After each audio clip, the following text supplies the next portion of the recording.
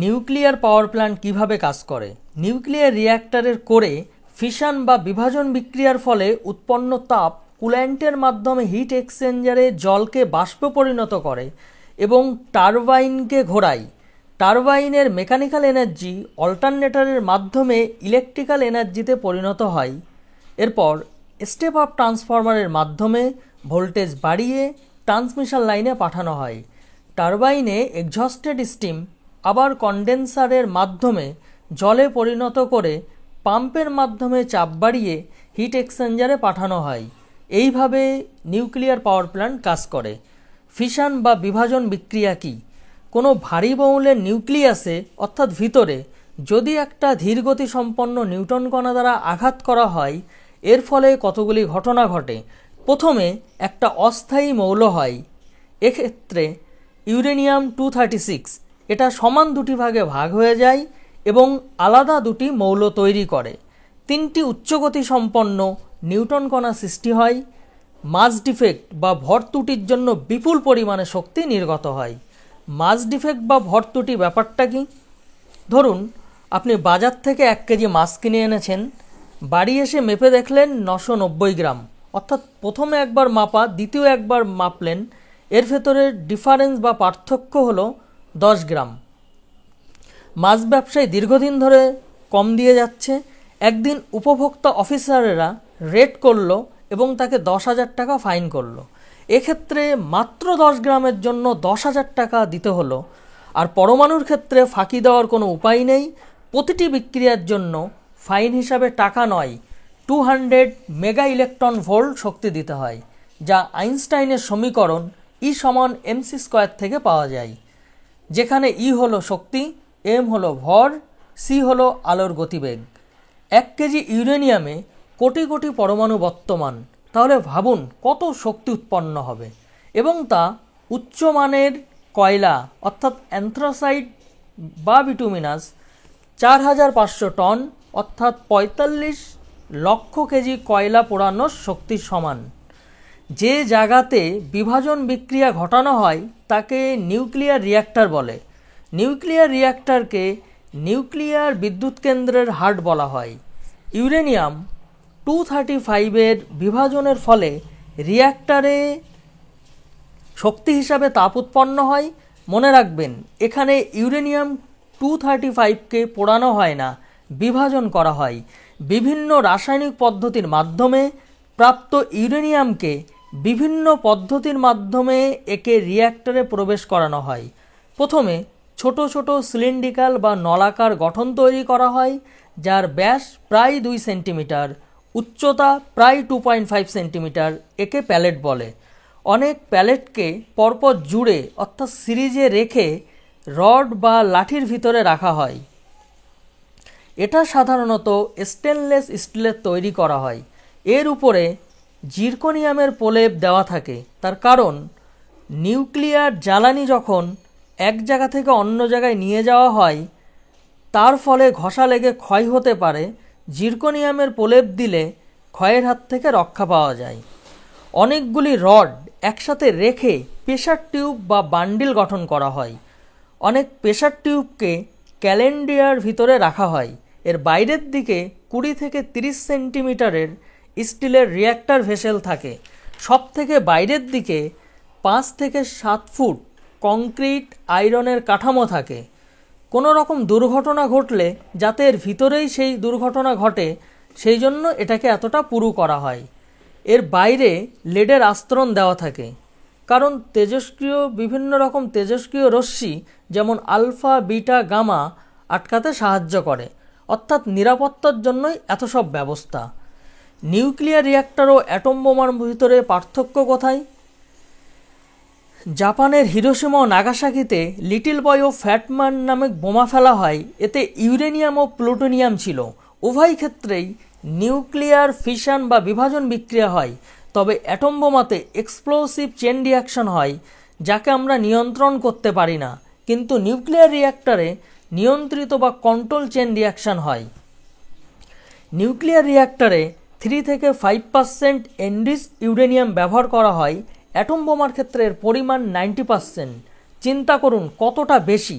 Enrichment ব্যাপারটা কি? Uranium 235 ভিতরে যে পদ্ধতিতে ইউরেনিয়ামের পরিমাণ বাড়ানো হয় তাকে বলা হয় এনরিচমেন্ট। উদাহরণ হিসেবে বলা যায়, 1 গ্লাস জলে 3 থেকে 5 ফোঁটা লেবুর রস দিলে যতটা টক হবে 90 ফোঁটা দিলে তার থেকে বেশি টক হবে। অথবা বলা যায়, কোনো পানীয়তে 90% অ্যালকোহল থাকলে তাতে আগুন দিলে আগুন লেগে যায়, অথচ 4% অ্যালকোহল থাকলে অর্থাৎ বিয়ারে আগুন লাগে না। নিউক্লিয়ার রিঅ্যাক্টরে অ্যাটম বোমার মতন বিস্ফোরণ কোনো সময় হবে না। এখন চেন রিঅ্যাকশান বা শৃঙ্খল বিক্রিয়া কি? যদি ধরে নিই পৃথিবীর শুরুতে 2 জন মানুষ ছিল, বর্তমানে তার থেকে কোটি কোটি মানুষ হয়েছে, অর্থাৎ সংখ্যাটা বেড়েছে। চেন রিঅ্যাকশানে অল্প সময়ের মধ্যে প্রচুর নিউটন তৈরি হয় এবং ভর ত্রুটির জন্য প্রচুর তাপ উৎপন্ন হয়।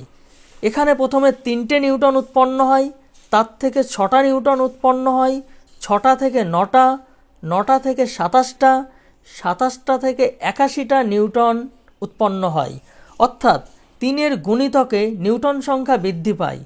81টার পর কটা নিউটন উৎপন্ন হবে কমেন্টের মাধ্যমে জানাবেন। অর্থাৎ অল্প সময়ে এর সংখ্যাটা বৃদ্ধি পেতে থাকে। নিউক্লিয়ার রিঅ্যাক্টরে কিভাবে কন্ট্রোল চেন রিঅ্যাকশন হয়? কন্ট্রোল রড সাধারণত ক্যাডমিয়াম বোরন ইন্ডিয়ামের তৈরি হয়, তবে ক্যাডমিয়ামের ব্যবহার সবথেকে বেশি। ক্যাডমিয়াম ভালোভাবে নিউটন শোষণ করতে পারে। যেহেতু ফিশন বিক্রিয়ায় নিউটনের উপর নির্ভরশীল, তাই কন্ট্রোল রড ফিশন বিক্রিয়া কন্ট্রোল করতে পারে। যখন কন্ট্রোল রডকে অনেকটা গভীরে প্রবেশ করানো হয়, তখন ক্যাডমিয়াম বেশিরভাগ ফিশন নিউট্রন শোষণ করে, ফলে খুব অল্প সংখ্যক নিউট্রন চেন রিঅ্যাকশন করে। আবার যখন কন্ট্রোল রডকে উপরে ওঠানো হয়, তখন প্রচুর ফিশন নিউটনের মাধ্যমে চেন রিঅ্যাকশনের তীব্রতা বাড়ে, ফলে প্রচুর তাপ উৎপন্ন হয়।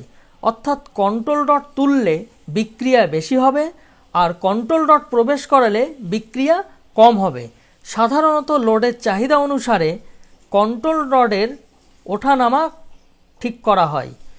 সন্ধ্যাবেলায় প্রতিটি বাড়িতে লাইট ফ্যান চলে, অর্থাৎ লোডের চাহিদা বেশি হয়, এই সময় বেশি বিদ্যুতের দরকার, তাই কন্ট্রোল রড তুলতে হয়।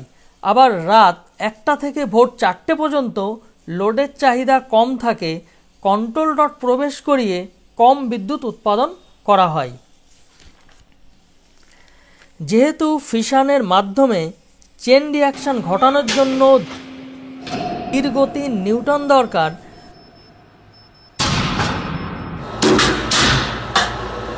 মডারেটর উৎপন্ন তীব্র গতির নিউটনের গতিবেগ কমায়। নিউটনের গতিবেগ বেশি থাকলে, যেমন অ্যাটম বোমায় থাকে, একে সহজে নিয়ন্ত্রণ করা যাবে না, ফলে বিস্ফোরণ হওয়ার সম্ভাবনা থাকবে, তাই বিদ্যুৎ উৎপাদনে অসুবিধা হবে। মডারেটর হিসাবে সাধারণত জল, গ্রাফাইট, ভারী জল বা D2O, প্যারাফিন ব্যবহার করা হয়, তবে গ্রাফাইটের ব্যবহার বেশি। মডারেটর ও কুল্যান্ট একই জিনিস না আলাদা? ছোট রিঅ্যাক্টরের ক্ষেত্রে একই পদার্থকে মডারেটর ও কুল্যান্ট হিসেবে ব্যবহার করা হয়। কুল্যান্ট কি? আমাদের ঘরের এসিতে কুল্যান্ট থাকে, সেটা ঘরের তাপ নিয়ে পরিবেশে দিয়ে দেয়। একইভাবে নিউক্লিয়ার রিঅ্যাক্টরে যে তাপ উৎপন্ন হয়, কুল্যান্টের মাধ্যমে সেই তাপ হিট এক্সচেঞ্জারে যায়, সেখানে জলকে বাষ্পে পরিণত করে। অর্থাৎ কুল্যান্ট তাপ এক জায়গা থেকে অন্য জায়গায় নিয়ে যেতে সাহায্য করে।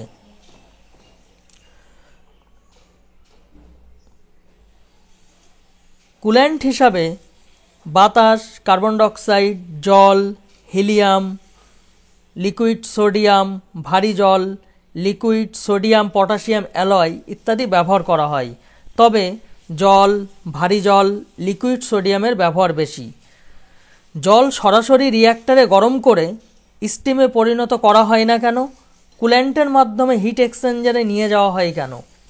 জল সরাসরি রিঅ্যাক্টরে গরম করলে খরচ কম হতো, কিন্তু রেডিও অ্যাক্টিভ পদার্থের সংস্পর্শে আসার ফলে যারা পাওয়ার প্ল্যান্টে কাজ করেন, অর্থাৎ ইঞ্জিনিয়ার, টেকনিশিয়ান, কর্মীর ক্ষতি হতে পারে। 100°C জল বাষ্পে পরিণত হয়, কিন্তু রিঅ্যাক্টরে মধ্যে 320°C জল বাষ্পে পরিণত হয় না কেন? কারণ জলের চাপ বাড়ালে বয়লিং পয়েন্ট বাড়ে।